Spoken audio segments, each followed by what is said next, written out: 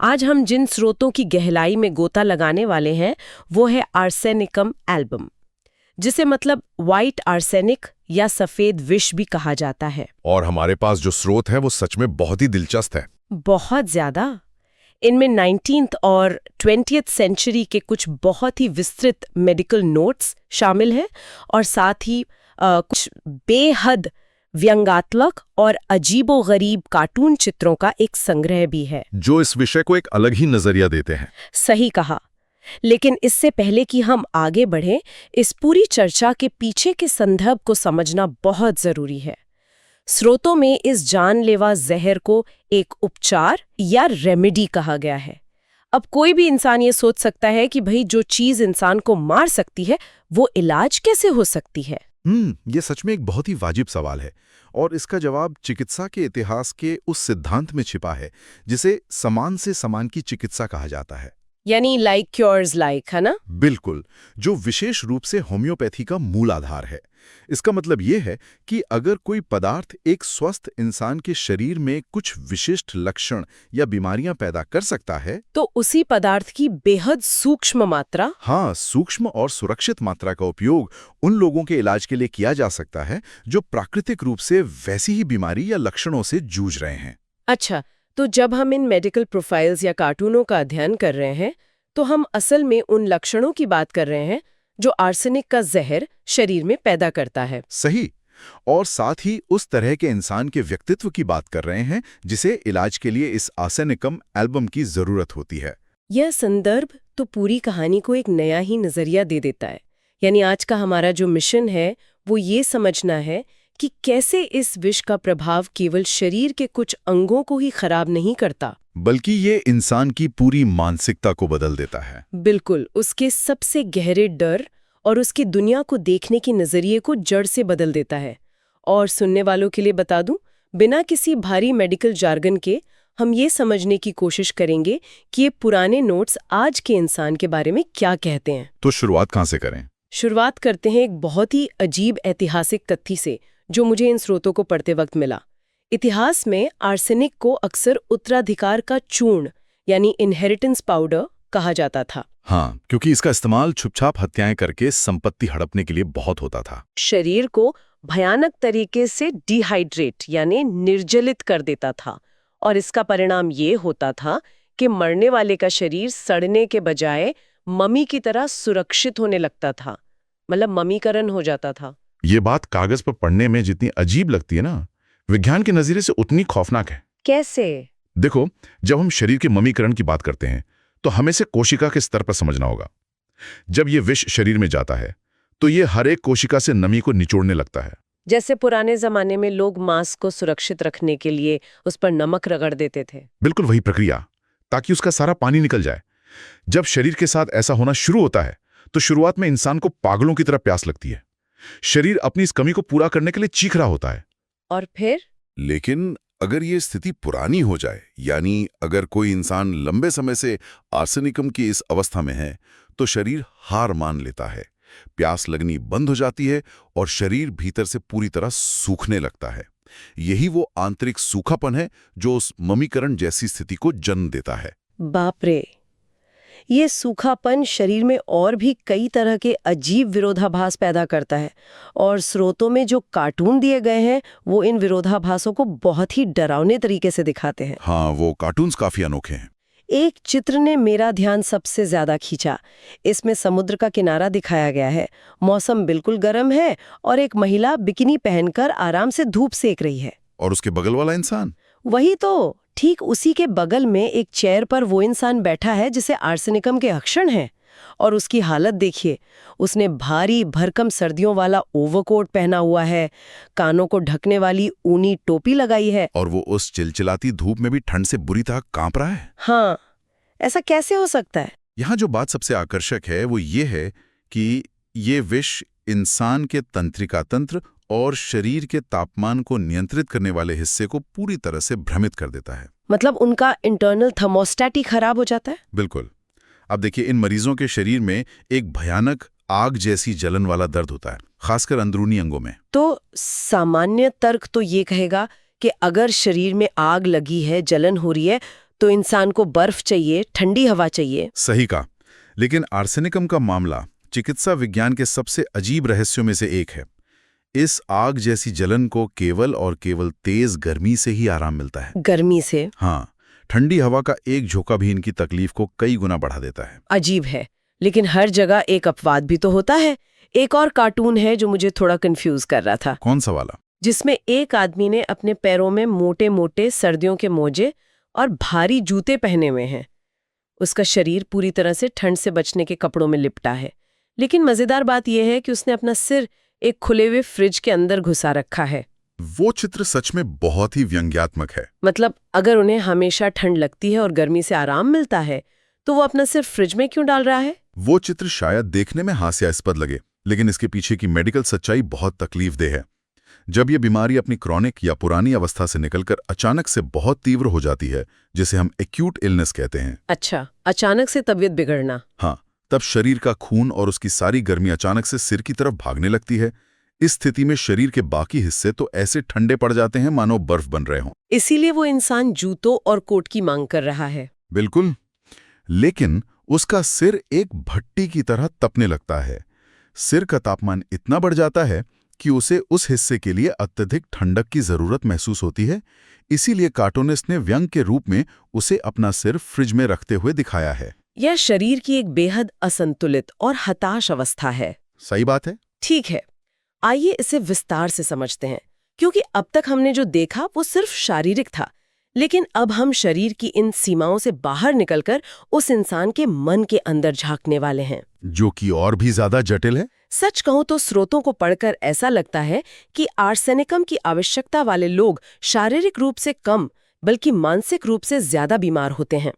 उनका दिमाग एक ऐसे किले में बदल जाता है जहां सिर्फ और सिर्फ डर का राज होता है। वो खुद को इस दुनिया में सबसे असुरक्षित महसूस करते हैं। हाँ, मानसिक असुरक्षा का ये स्तर क्या सामान्य चिंता जैसा ही है? नहीं, ये सामान्य चिंता से बहुत अलग है। जब शरीर अंदर से सूख रहा हो और मौत का एहसास हर पल बना रहता हो, तो उसका सीधा असर मन पर पड़ता है। मतलब मौत का डर हमेशा उनके दिमाग में घूमता रहता है। हाँ, इस अवस्था में इंसान को ये लगने लगता है कि ये दुनिया एक बहुत ही खतरनाक जगह है और वो खुद इतना कमजोर है कि इस दुनिया का सामना नहीं कर सकता। वो खुद को लाचार महसूस करते हैं। और इसी लाचारी से पैदा होता है एक बहुत ही गहरा, कभी ना खत्म होने वाला डर। अकेलेपन का डर इसका एक बहुत बड़ा उदाहरण है। स्रोतों में एक कार्टून है जहाँ एक पिता अपने घर के लॉन में घास काटने वाली मशीन चला रहे हैं। लॉन मूवर वाला कार्टून, हाँ। और उनका एक छोटा सा बच्चा उनके पैर से इस कदर चिपका हुआ है कि छोड़ने का नाम ही नहीं ले रहा। पिता झल्लाकर कह रहे हैं, क्या तुम एक बार अकेले नहीं खेल सकते? ये बहुत कुछ कहता है उनकी मानसिकता के बारे में। ये कार्टून भले ही एक बच्चे को दिखा रहा हो, लेकिन नोट्स स्पष्ट करते हैं कि ये किसी भी उम्र के इंसान की मानसिक अवस्था हो सकती है।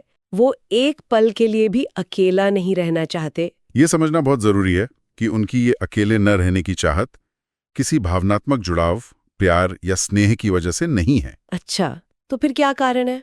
वो लोगों से इसलिए नहीं चिपकते क्योंकि उन्हें किसी की कंपनी पसंद है। वो इसलिए लोगों के आसपास रहना चाहते हैं क्योंकि अकेलेपन में उनका असुरक्षा का डर अपने चरम पर पहुंच जाता है। मतलब लोग उनके लिए एक टूल की तरह है। सही कहा।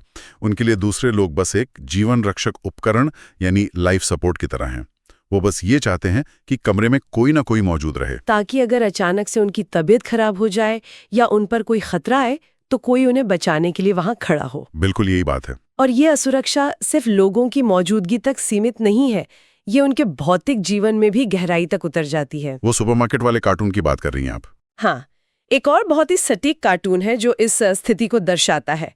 चित्र में एक अच्छे खासे कपड़े पहनी हुई महिला है जो टेस्को सुपरमार्केट के बाहर रखे गंदे कचरे के डिब्बे में आधी घुसी हुई है और पागलों की तरह कुछ ढूंढ रही है। ये दृश्य काफी परेशान करने वाला है। ये सिर्फ कंजूसी नहीं है, ये एक भयानक लालच और चीजों को जमा करने की प्रवृत्ति है जिसे हम होर्डिंग कहते हैं। सही। इसे देखकर मुझे आज के समय की याद आ गई, जब किसी संकट की खबर आते ही लोग सुपरमार्केट से टॉयलेट पेपर और राशन पागलों की तरह जमा करने लगते हैं। अगर हम इसे व्यापक दृष्टिकोण से जोड़ें तो ये स्पष्ट होता है कि ये लालच पैसों के प्रति प्रेम नहीं है। तो फिर क्या है? ये फिर से उसे गहरे डर की एक और परत है। उनके अवचेतन मन में ये बात बैठ जाती है कि पैसा और भौतिक चीजें ही इस खतरनाक दुनिया में उनका एकमात्र सुरक्षा कवच हैं। वो ये मानते हैं कि जितना ज्यादा पैसा बैंक में होगा वे भविष्य के अनजान खतरों से उतने ही सुरक्षित रहेंगे। बिल्कुल, उन्हें गरीबी का एक भयानक डर सताता है।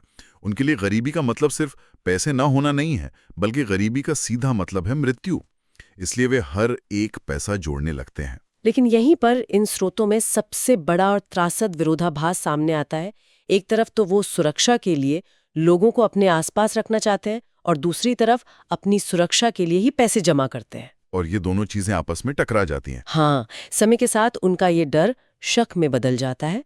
नोट्स बताते हैं कि वे उन्हीं लोगों पर शक करने लगते हैं जिन पर वे अपनी सुरक्षा के लिए निर्भर है। ये सब बीमारी का सबसे बुरा हिस्सा है। उन्हें ये लगने लगता है कि उनके साथी, उनके देखभाल करने वाले या उनके परिवार के लोग केवल उनका पैसा हड़पना चाहते हैं और उन्हें मारना चाहते हैं। ये इस मानसिक अवस्था का सबसे क्रूर और दर्दनाक हिस्सा है। सोचिए, एक इंसान एक ऐसे चक्रव्यूह में फंसा है जहां उसे लगता है कि वो अकेले जिंदा नहीं रह सकता, इसलिए उसे लोगों की जरूरत है। लेकिन उसका डर इतना हावी है कि उसे उन लोगों पर भी भरोसा नहीं होता जिसे वो अपना रक्षक मानते हैं। कुछ ही समय में उसे ही अपना सबसे बड़ा दुश्मन समझने लगते हैं। उनका मन हमेशा संदेह, साजिशों और अविश्वास के धुंध में घिरा रहता है। और ये मानसिक उथल-पुथल उनके शरीर को और भी तेजी से खोखला करने लगती है। बिल्कुल। और चीजों को नियंत्रित करने की ये चाहत सिर्फ पैसे या लोगों पर शक करने तक ही सीमित नहीं रहती। ये उनके आसपास के वातावरण, उनके घर और हर एक चीज पर हावी हो जाती है। सफाई की सनक। हाँ, स्रोतों में उनकी शुद्धता और सफाई की सनक को लेकर जो कार्टून है वो किसी को भी हैरान कर सकते हैं। एक चित्र में सर्दियों का मौसम दिखाया गया है।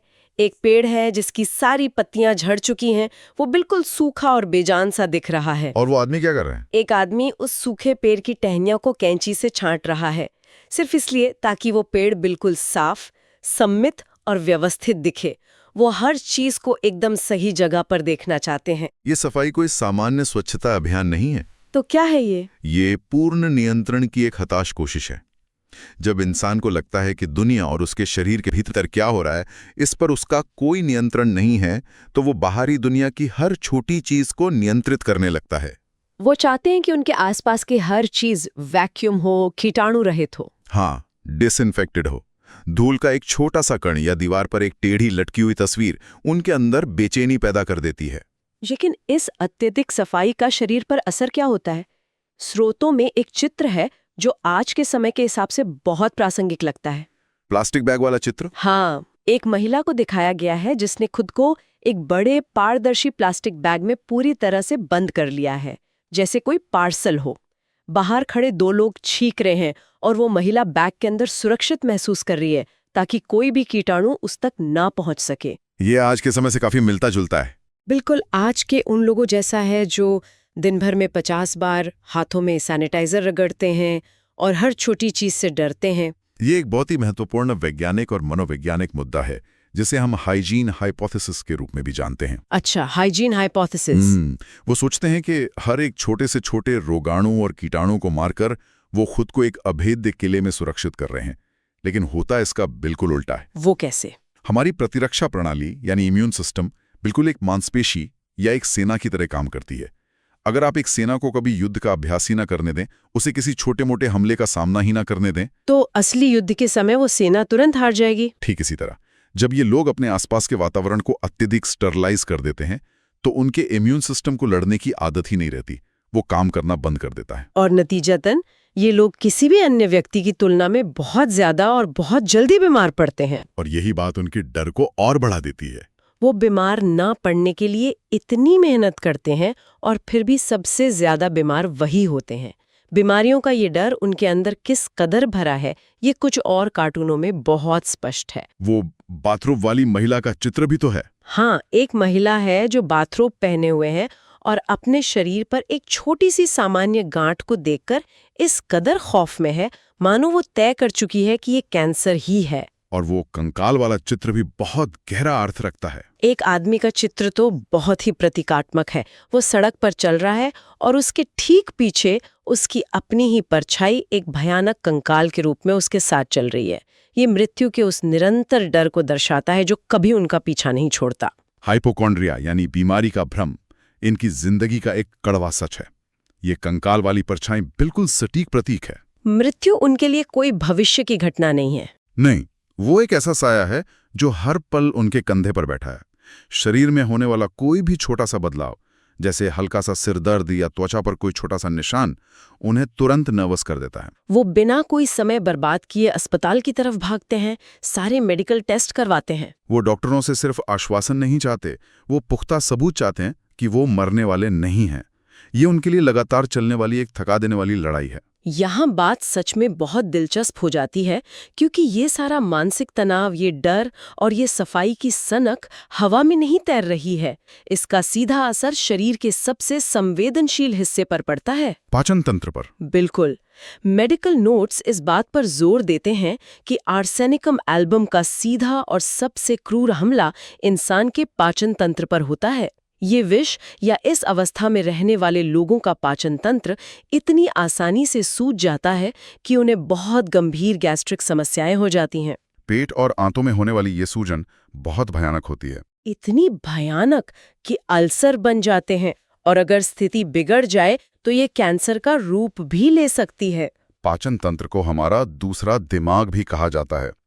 जब दिमाग लगातार डर और असुरक्षा के सिग्नल भेजता है तो पेट की दीवारें सबसे पहले प्रतिक्रिया देती हैं। पेट उसे बर्दाश्त नहीं कर पाता। हाँ, आर्सेनिकम के मामले में पेट और आंतों की परतें इतनी सूज जाती हैं और उनमें इतनी जलन होती है कि वो किसी भी चीज को, चाहे वो पानी ही क्यों ना हो, स्वीकार करने से मना कर देती हैं। और इसी वजह से इनके पानी पीने का तरीका भी बहुत अजीब हो जाता है।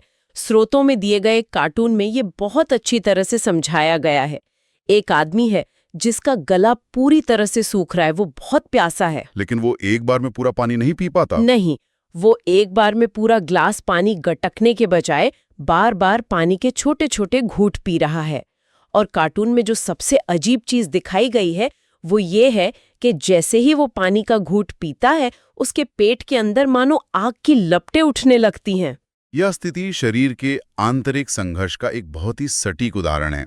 निर्जलीकरण के कारण शरीर पानी मांग रहा है, इसीलिए प्यास लगती है और वो व्यक्ति घूंट पीता है, लेकिन पेट उसे अपनाता नहीं है। जैसे ही वो पानी, जो आमतौर पर जीवन देता है, उस अत्यधिक सूजे हुए और जलन से भरे पेट में पहुंचता है तो पेट उसे बर्दाश्त नहीं कर पाता। पेट उस पानी को एक विदेशी पदार्थ या हमले के रूप में देखता है और शरीर उसे तुरंत बाहर फेंक देना चाहता है। इसीलिए पानी पीते ही उल्टी हो जाती है। बिल्कुल। और शरीर का ये खुद को खाली करने का सिलसिला यही नहीं रुकता। स्रोतों में एक कार्टून है जो थोड़ा विचलित करने वाला है, लेकिन ये स्थिति की गंभीरता को बयां करता है। वो गिद्ध वाला कार्टून? हाँ, एक गिद्ध जो हमेशा मौत और सड़न के आसपास मंडराता है, टॉयलेट में बैठे एक मरीज को बहुत ध्यान से देख रहा है। ये चित्र इस बात को दर्शाता है कि इस स्थिति में होने वाले डायरिया की गंध इतनी भयानक और सड़ांध भरी होती है कि वो मौत की गंध जैसी लगती है। और सबसे भयानक बात यह है कि जैसे ही मरीज को उल्टी होती है, ठीक उसी पल उसे दस्त भी लग जाते हैं। शरीर मानो ऊपर और नीचे दोनों तरफ से खुद को खाली करने की एक हिंसक कोशिश कर रहा है। ये शरीर की एक बेहद हताश प्रतिक्रिया है। शरीर को ये महसूस हो चुका है कि उसके अंदर कोई बहुत ही खतरनाक चीज है, चाहे वो असल विष हो या बीमारी का गहरा प्रभाव, और वो उसे किसी भी कीमत पर बाहर निकालना चाहता है। और वो गंध का इतना सड़ांध भरा होना इस बात का प्रमाण है कि शरीर के अंदर की कोशिकाएं किस हद तक टूट रही हैं और नष्ट हो रही हैं। ये कोई सामान्य पेट खराब होने की स्थिति नहीं है, ये शरीर के लिए एक पूर्ण विकसित आपातकाल है। और स्रोतों में ये भी स्पष्ट किया गया है कि ये सारी तकलीफें दिन के समय उतनी बुरी नहीं लगती जितनी रात के अंधेरे में। रात का समय इनके लिए सबसे भारी होता है। एक आखिरी कार्टून का जिक्र करना चाहूंगी, जहां एक मरीज रात के समय बिस्तर पर बहुत ही परेशान हालत में बैठा है और दीवार पर लगी घड़ी में आधी रात का समय हो रहा है। रात के समय, विशेष रूप से आधी रात के बाद, इनकी शारीरिक और मानसिक तकलीफें अपने सबसे ऊंचे स्तर पर पहुंच जाती हैं। रात का समय हमेशा से ही इंसान के सबसे गहरे और छिपे हुए डरों से जुड़ा रहा है। दिन के समय जब दुनिया में शोर होता है, काम होता है, तो इंसान का दिमाग बाहरी चीजों में व्यस्त रहता है। लेकिन जब रात होती है, दुनिया शांत हो जाती है। तो उनके अंदर की बेचैनी और उत्तेजना बेकाबू हो जाती है। उस खामोशी में उन्हें अपने शरीर के अंदर होने वाली हर छोटी हलचल और भी तेज महसूस होती है। धड़कन का बढ़ना, दर्द का एहसास। सब कुछ। ये केवल शारीरिक दर्द के बढ़ने की बात नहीं है, बल्कि उस समय उनके अवचेतन मन में बैठा बीमारी और मौत का डर चीखने लगता है। उन्हें लगने लगता है कि ये रात उनकी आखिरी रात है और वो अगली सुबह का सूरज नहीं देख पाएंगे। ये भयानक बेचैनी उन्हें रात भर बिस्तर पर करवटें बदलने पर मजबूर कर देती है। बिल्कुल सही कहा आपने। तो इस सब का असल मतलब क्या है?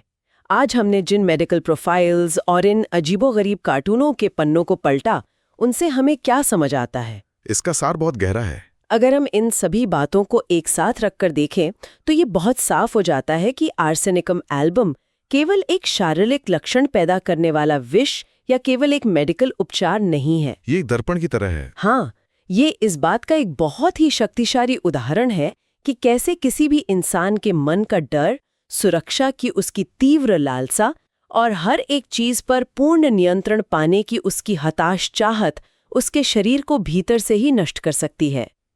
एक तरफ शरीर पानी की कमी से सूख रहा है और दूसरी तरफ उसका मन डर की वजह से जम रहा है। बिल्कुल। और ये जानकारी केवल मेडिकल इतिहास के पन्नों तक या कुछ खास मरीजों तक ही सीमित नहीं है। तो ये आम इंसान से कैसे जुड़ती है? ये असल में मानव स्वभाव के उस हिस्से को बहुत ही स्पष्टता से दर्शाती है जिसे हम अक्सर नजरअंदाज कर देते हैं। ये बताती है कि कैसे जब कोई इंसान अपनी आंतरिक असुरक्षाओं और अंदर के खालीपन से डर जाता है तो वो बाहरी चीजों से उस डर को ढकने की कोशिश करता है, चाहे वो अत्यधिक पैसा जमा करने की आदत हो या फिर हर चीज को अत्यधिक साफ और कीटाणु रहित रखने की एक बेकाबू सनक हो। हम अक्सर ये भ्रम पाल लेते हैं कि ये बाहरी दीवारें, ये पैसा, ये सफाई हमें दुनिया के खतरों से सुरक्षित रखेंगे। लेकिन वास्तविकता ये है कि ये सारी चीजें अंततः हमें दुनिया से काट देती हैं। सही कहा। हमारे स्वाभाविक लचीलेपन को खत्म कर देती हैं और हमारी उस प्राकृतिक क्षमता को जो हमें लड़ने की ताकत देती है हमेशा के लिए कमजोर बना देती हैं। ये सच में सोचने पर मजबूर कर देने वाली बात है। पर अंत में ये एक महत्वपूर्ण सवाल खड़ा करता है। अगर खुद को सुरक्षित रखने की ये जुनूनी सनक, जैसे किसी अनदेखे डर के मारे अत्यधिक सफाई करना या भविष्य के डर से पागलों की तरह पैसा जमा करना, इंसान के शरीर की अपनी प्रतिरक्षा को ही खत्म कर देती है और उसे अपने लोगों के प्रति गहरे शक से भर देती है, तो क्या पूर्ण सुरक्षा की ये अंतहीन तलाश खुद में एक तरह का धीमा जहर बन जाती है जो शायद असल आर्सेनिक से भी ज्यादा खतरनाक है?